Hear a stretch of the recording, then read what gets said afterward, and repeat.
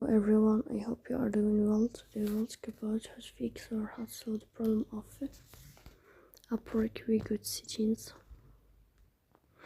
Here we click on apps, default apps, app settings. Then here we search about the application of Upwork talent. Then we click on first stop and we click OK. Here you will enter to the window of storage. Here we click on clear cache. In the end you will turn off your phone and you will wait a moment to restart your phone again to fix that problem.